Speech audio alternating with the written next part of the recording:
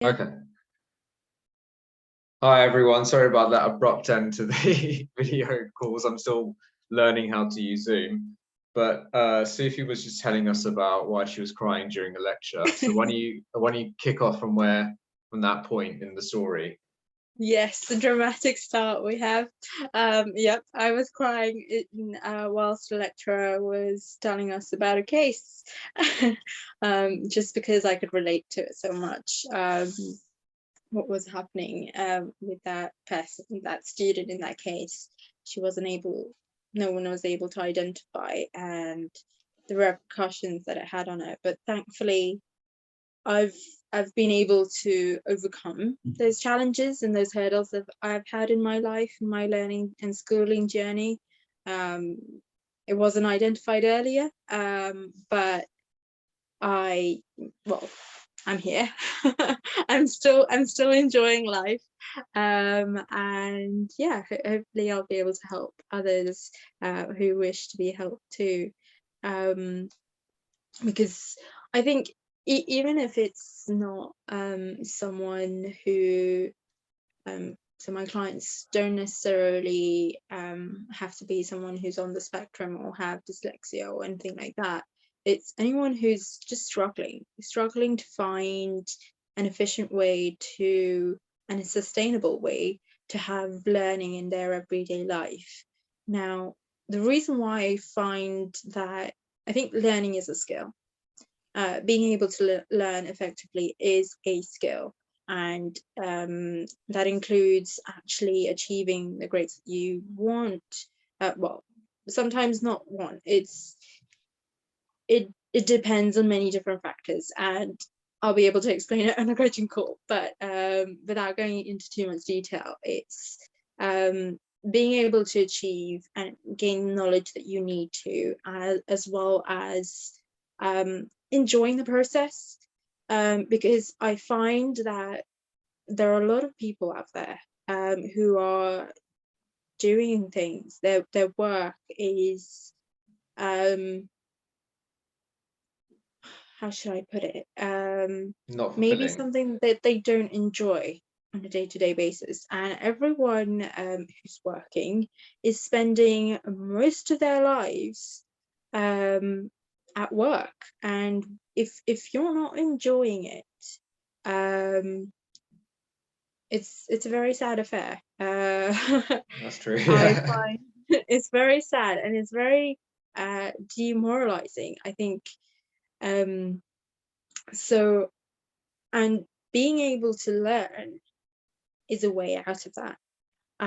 Learning um, in an industry or an area or sector that you have a passion for is where I want people to be, because passionate people are so creative and they are able to create such amazing solutions that this society honestly needs. Take Greta, for example, who's doing environmental activism, and she's absolutely passionate about her environment, and she's what, 13 or 14, is she 14 years old now, I think yeah, or 14 or 15, yeah. older. She started out young, and she has done something she's passionate about. I think anyone can go to those heights if they truly love what they do, and I want to be able to help them to find that and achieve that. And when I say achieve it, actually pursue an area in their work life in that sector if they can, if they want to, or it's simply being a hobby. So for example, I'm currently working full-time on another job, which is slightly tied to what I started off with my graduate degree in reading law. But do I want to, am I, is that where I want to continue? I still love reading law. I still love it. But do I feel that I can impact more people by practicing law? Perhaps not. The reason why I feel is I have discovered and learned and struggled myself, and have experiences in finding my way out of, honestly, what I thought was a really deep pit, where I honestly, during school time, I did not think that I would improve at all, but I did. I was able to, and I was somehow able to create, come out of it in this normal schooling system. Now, if I can do it, I think anyone else can, for sure, for sure. And if you'd like help to do that, yeah, get in touch with me, because I think, yeah, there are many. I apologize for the noise in the background, everyone, if you can No hear problem. that. No problem at all. Oh, Don't the normally hear sports that in car Epsom. going by. Yeah, so coming back to it,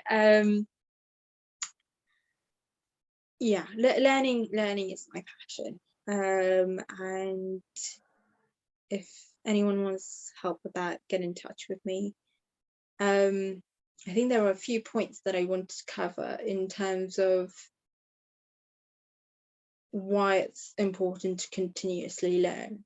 I think one is we're in a world where everything's changing constantly around us. We're in a world where we're surrounded with loads of information that we need to process and sometimes retain, sometimes we don't. The importance is, what are you consuming the information that is going to get you to who you want to be, not just in terms of career goals, but your character as well. Is that the identity you want to achieve with everyone else? Because that's what I want everyone to achieve, to be the version of themselves that they have in their mind but haven't been able to realize.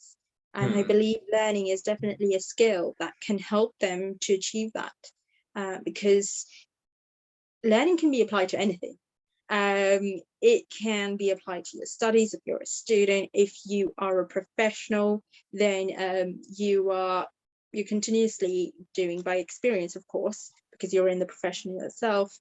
You're learning by osmosis from your colleagues, but in order to be the version that you want in your career as well, you need to update yourself continuously, to be an expert. You want to be an expert in your field, and that's how you gain the prominence that you do in your field. So there's that, and just hobby wise as well, and just personal development in terms of, we were speaking about it briefly before, but I think mental health is at the forefront at the moment, and having the skill of learning is a great benefit. The reason why I say that, especially in relation to mental health, is it opens your mind to think in a different way, which puts you in a mindset of being open to different ideas and to be susceptible to things that are positive for you, such as being in the right mindset. And if a person's averse to learning, and not changing, then I think they're if we're thinking in terms of graphs, their line is going to be stagnant.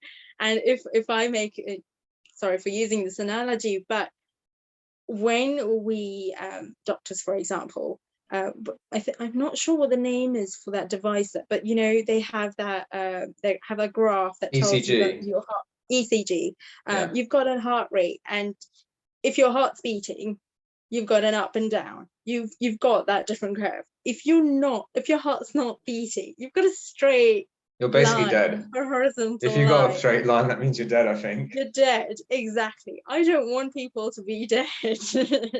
I don't want their life to be dead. Learning helps you have those ups and downs. And learning is not just, you don't stay down. Yes, you will have down periods. It's a fact of life. Everyone will fail. Failure is such a great teacher. It honestly, you've got, the reason why I say that is because you've got this emotional connection to it, to that experience that you've got. You're doing that certain task or activity which you failed at, and you've learned another way of not doing things. That's still knowledge. Having that mindset where you're fine accepting failure. I think, like, the current education system, if you fail in school, it's such a bad thing. You have to repeat. They reprimand you for failing, and I think that's a really negative way to go about it, because it's pulling you into a circle where you're thinking it's just this constant loop, this box that you're stuck in. No, actually, you've got different avenues, you've got different ways that you can go about it.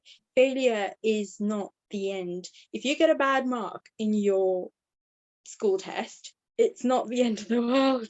It is, Yes. honestly, because you've got so many different ways. Maybe you haven't identified your strengths and weaknesses, and I think each one of us have different talents.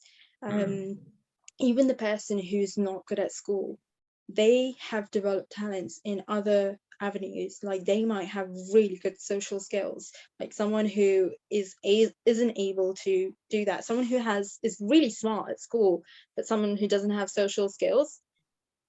It You need to have a balance, and I want to help people to get that balance as well if they find that learning is not their thing. So yeah, not sure, I've been talking for a while, so No, not this is sure good if you want stuff. to say No, this something is or. great. I'm a bit confused. I'm a bit interested in your dyslexia. So how did your dyslexia impact you? Like, some people struggle with spelling, some people struggle with reading long words. How did it impact you specifically? So I think each person, whoever's on the spectrum, they have their own individual struggles. It's one dyslexic person's experience is not going to be the same as another person's. So mine is not so much, I don't have much trouble with actually reading a word, for example, because sometimes there's quite often dyslexia might be linked to how, words, they transpose themselves and they look different, and you might see that as an image of dyslexia quite often. And yes, there are people who struggle with that, and there are ways to overcome that as well. It's just that mainstream school doesn't cater to that, unfortunately, and many other individuals. But coming back to dyslexia, for me, it isn't so much the words itself, but it's, take large chunks of information, for example. It can be mixed up for me. So say how, how letters are transposed, big chunks of information for me can be transposed. And therefore it just becomes harder for me to process the information and get it into my short-term memory. So my short-term memory is not very good. Now I've developed skills to help me tackle that. So on an everyday basis, I can have a normal conversation with people, and things like that. It's not so serious. Mine isn't so severe because my strengths and weaknesses help me. Because, like I was previously telling Sanan, that my strengths, in terms of how I learn, is a mixture of audio and visual. So that's how I process. Some people are purely visual, but identifying that is so important on a learning journey. So for me, it's processing of information, and how I've been able to tackle it is a mixture of preparation before. So I do the visual preparation before any lecture, for example, and then at the lecture, the audio is helping me connect the dots on this visual map that I've created. And then it goes into my long-term memory. And I help and enforce that long-term memory with more practice and evidence-based, and actually getting, how people say I get stuck in, and that's how I learn. I learn Yes. by doing. So lots of practice that way as well. So it's a mixture of different things, and identifying what is best for you is important. I think at school they don't really teach you how to learn. If they did, I wouldn't have had this problem at A levels, and even before, where I was really struggling. I wouldn't have struggled that much if I knew how to learn and what was the best way for me. It would have saved so much time, and I would have been able to achieve some of the things that I had initially dreamed of as a child. But no, I don't regret anything. But yeah, things could have been different, but I'm happy where I am as well, because I'm in a position to impact others' lives, and if I can help, I'm there. Okay, yeah. I'm not sure if that answered your question, or if you need any more information about how my dyslexia works. No, that's perfect. I think what I wanted to understand a bit further is how do you think teachers can support dyslexic students? So what can they do differently for dyslexic students than that they wouldn't necessarily do for the rest of the class? I think first and foremost, having spoken to some of my peers who are dyslexic as well, from all different age groups, do not exclude the person who is on the spectrum. So do not remove them from normal classroom. They are not being disruptive because they feel that that's going to like gain some attention or anything. It's not about attention. It's about them just trying to raise awareness and tell the teacher, I need help. It's a cry for help, essentially, if they're being disruptive, in my opinion. It's how teachers could help. Do not exclude them from the classroom. I think the next thing to do is, if they're dyslexic, give them the work in terms of like before the lesson happens. Tell them that this is what we're going to cover. Have a crack at it. Just when I say crack at it, even just looking over what is in the textbook is fine, because that's one way of learning. You'll find that you'll see these videos where there's this different 7 or 5-year-olds trying to read a book, and there'll be this one child in the classroom just like turning each page and then just absorbing everything and then putting it in his head and then turning over to the next page. That's actually a really good technique. Just having a look at the text or the information helps as well. So I think preparation for dyslexic people, like give them some time before the class to try it themselves, so that they can come to the classroom with their questions. That's the best way for them to learn. I think it can be applied to other students as well. It's just that the current education system is such that you come to class and you learn something new. You don't have that much time, or in the normal lesson, to actually go back and say, I've given this a go, I've tried different things, but it's really not working. Like, what am I doing wrong? I think what am I doing wrong is the questions you should be asking in the classroom. That's the opportunity for students to have that conversation with the teacher. It shouldn't be just say, learn this, absorb or memorize this information in the classroom.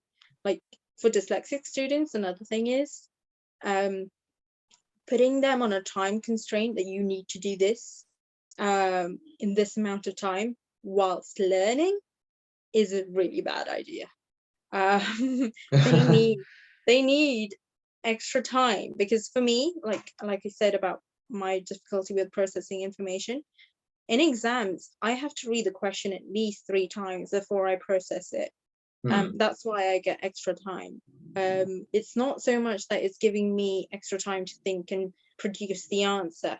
No, it's for me to understand what the examiner is trying to ask me and what they want, because that's how my brain works. For say, for example, I think there are a lot of dyslexic people out there who can relate with what I'm going to say. It's in terms of the way we think is a lot more complicated than normal people.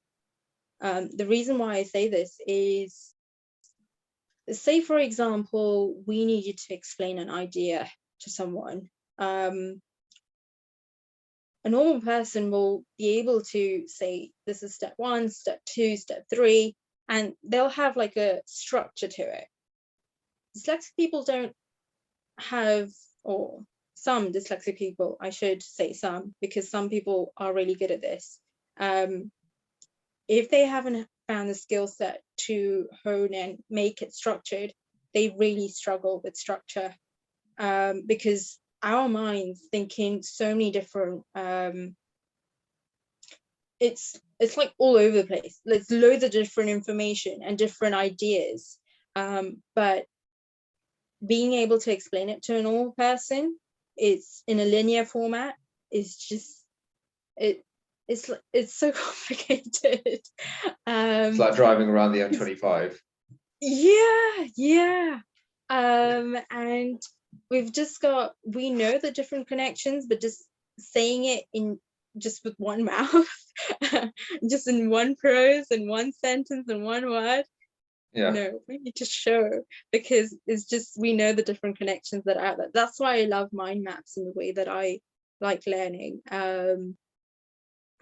You're able to convey the different connections all in one go.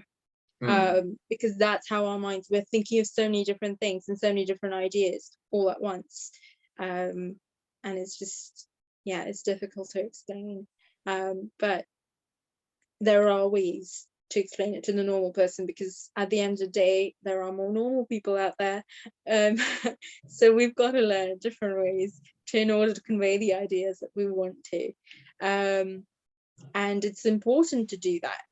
The reason why it's important is because we want to ensure that our ideas are recognized by society in general, and that will drive more innovation, because I think we're very creative individuals. How the way that we're creative depends on what our passions are. Passions really do drive how we progress in our careers or our lives generally. Look at Einstein, for example. He was a dyslexic individual. He certainly succeeded. When people think of intelligence, the image that they often use is Einstein's face. Yes. So yeah, I think being able to identify that is just, and being able to convey that is also important, and communicate it. Finding the way to do that is important. It's funny because when I was at school, we had this award ceremony. My school was quite good with special needs students, and it was quite a nurturing school. And we had this award ceremony, and there was this guest speaker, and he had dyslexia. And he'd gone on to become very good at chess. And on his, he was given a certificate by his school called Slow and Retarded. And then he's progressed to become a chess master. So it's interesting, isn't it? It's like I had a similar experience in person with one of my close, well, she was a friend at the time, but I call her acquaintance now, but what was said to me was, we were going for a charity quiz night, and a name had to be chosen for the group. I'd walked away for a moment while they were discussing, and they came back with something dyslexia, and I all my friends were aware at the time that I was dyslexic, because I was very open about it. This was my first year at university, and I was just like, I'm going to embrace it, I'm going to own it, and I'm just going to show what dyslexic people can do. I just want to be an ambassador for it, right? Like Einstein is. And I was very open with my friends about it, and so I came back to the table, and they decided on a name, and I was just like, oh, so what is it? And they said something dyslexia, and I asked, oh, why did you choose that name? And they said because we wanted to show, we wanted to be under the radar and not appear like we'd know all the questions, and we didn't want to be we want to be dumb is the word they used, or that's what I remember anyway. If they are watching this, they might correct me, but that's the, and I said, because at the time I was the best in my class, and so I just said, you do know that I'm dyslexic, right? Do you think I'm dumb? Do you think I'm stupid? And they were just like, no. There was like this momentary pause of thought. And I was just like, oh, okay, well, if you want to use the name, you can go ahead and do it. But yeah, if the reason is that you want to appear stupid, I think it's pointless, because that's far from it. And yeah, they changed the name eventually, but it's yeah, every person, no matter if it's someone who's dyslexic or someone else on the spectrum or someone else who's different, even the color of our skin, or whether we wear glasses or not, or things like that, anything can, if you're different from the majority of the people are going to find ways to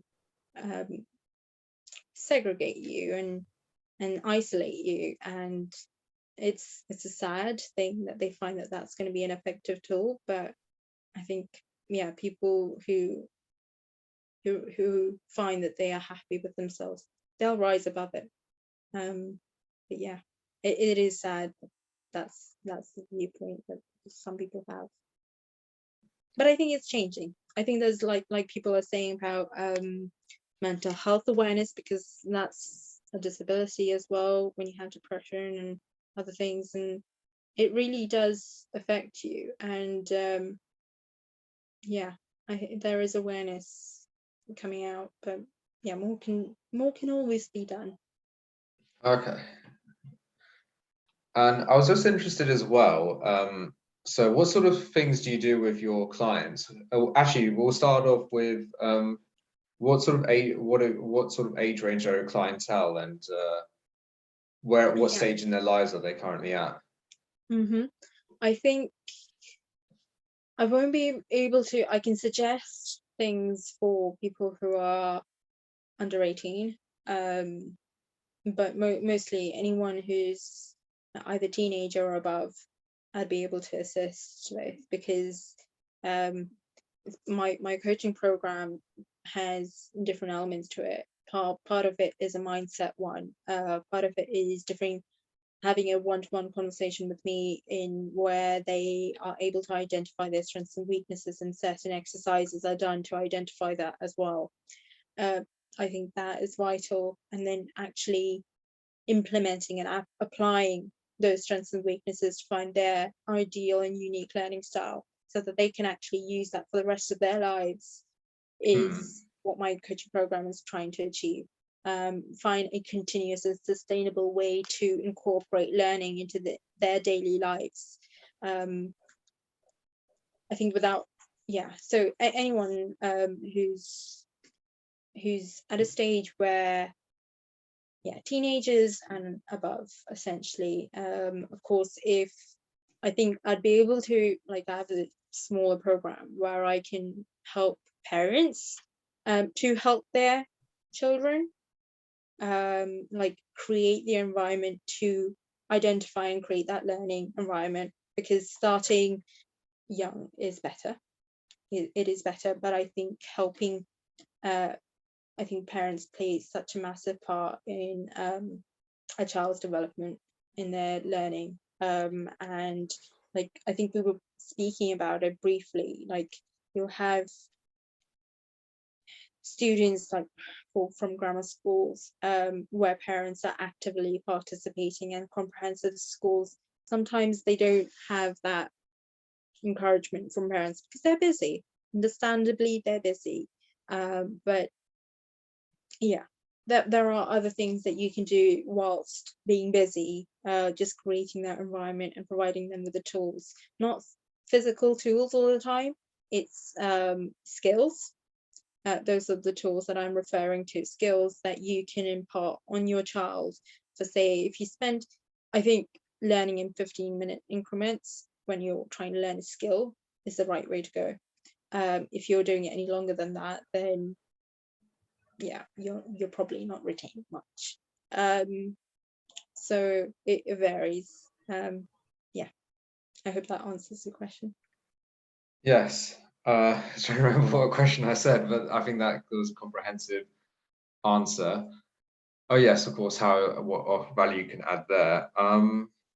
So what sort of projects are you doing by yourself in order to keep learning and keeping fresh, basically?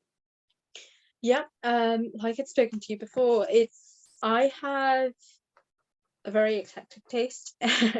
So I like to jump about on lots of different topics. But I think learning is my passion. So I find many different ways to optimize my learning journey, and being able to absorb information which will eventually benefit me to apply it. Because I believe if you've got information and you're not applying it, then that's probably not a good use of your time actually obtaining that information. Because time is something that is a resource we can never get back. It's not replaceable. So if I want to help, another reason why I want to help people to learn is and do it effectively is they're going to save time. They're going to save a lot of grievance mentally, and avoid the negative outset that we have or mindset that we have with learning sometimes, because of all the failure and the expectations that society has put, and the idea behind failure that it's bad. It's not bad. But just changing that, and saving them time, that's my aim, if I can do that. Yes, I was Thanks. more interested in what sort of things are you learning at the moment? Like what sort of Okay, so I have a passion in cooking. nice. So I love cooking. There's started learning that. I love philosophy. I What do you read what in else? philosophy? So I wouldn't, because of the processing information and ideas part of my dyslexia, I don't stick to one person. Oh, I One see. Okay. author. It depends on the topic. Hmm. So I'll read a bit and then I'll apply it, or think of it in a different scenario which will make sense to me, and try and use that in my life, because that's the best way to do it. So that's how I love philosophy, and then also helping my friends and family, anyone who comes in contact with me, if I can impart something, a little value in their lives, I'd love to do that. That's why I wanted to coach them, because I love nurturing and making people think that they can achieve what they set out for themselves and what they want to. So philosophy, I love history. I probably don't know everything, but that's the stuff I've learned. I loved it. Other things I love science, although I'm not very good at it for A-level standards. That's I like fine. just for my own benefit, I love it. Yeah, I think it ties in with my cooking stuff. Just learning more about different things. What else? There's another thing I particularly love, and what I like doing. It can vary. It's not coming to mind at the moment, but yeah, I think I'd stick to those topics for now. An eclectic taste, definitely. Lots of Yes, variety. I bounce off. I bounce off because I think it's applicable to everything if you're looking at it in the right way. So when you say science, what do you mean? Do you mean the biological sciences, physics, or chemistry, or is it just a mixture of everything, really? Um, I think probably on the more physics side now. Like, why isn't my car working?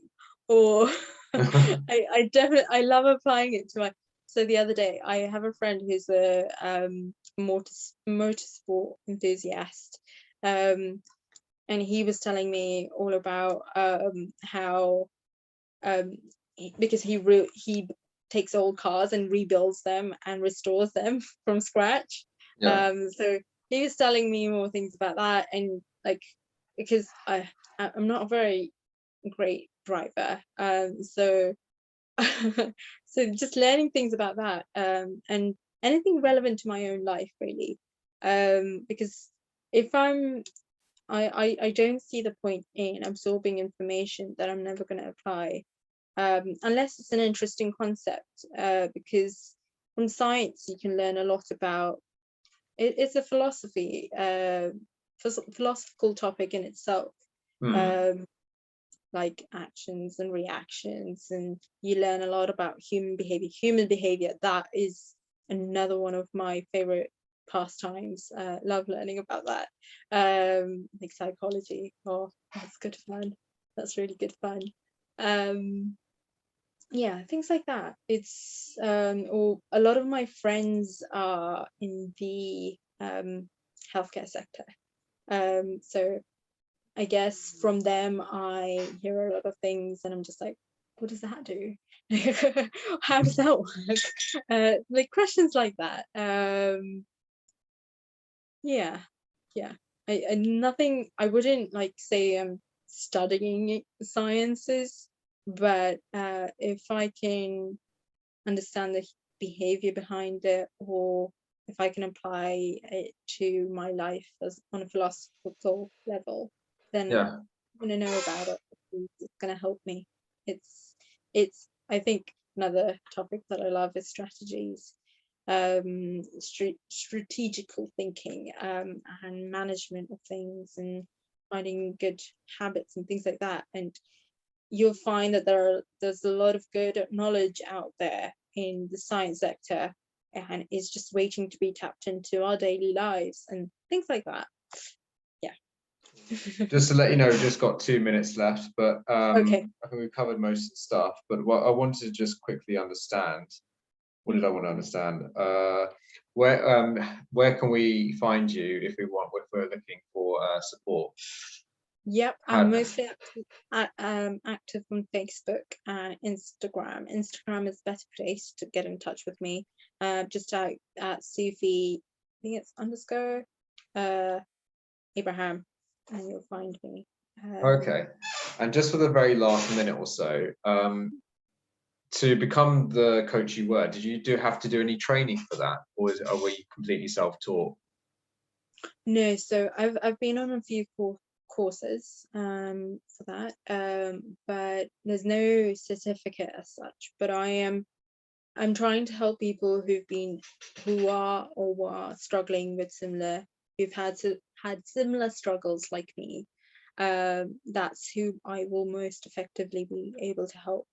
So they don't have to be dyslexic, but they're like really trying everything they can, but it's not working. Maybe I might be able to help. I think jump on a call with me and we can go through if that works for you, or anyone who wants to get in touch with me. Great. Well, thanks for the call and thanks for joining. It was a really interesting call. And even if it was maybe an hour or so, I think it's a pretty easy hour to listen to, I think, Maybe you can cut it down. Oh, no, I think I'll put the whole video on and we'll just I'll sort out the editing anyway. But thanks Okay. for joining and it was great catching up. I learned a lot today.